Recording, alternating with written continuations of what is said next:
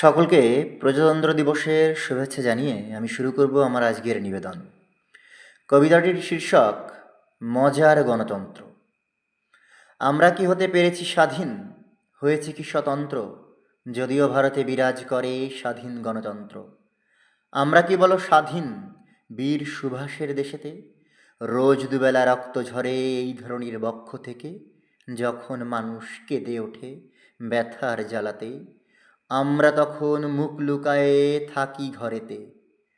শত শহীদের থান্ডারে ভরা তরতাজা সে রক্ত আঙুল তুলেকে দেখিয়ে দিলে যে সবটা হয়েছে ব্যর্থ।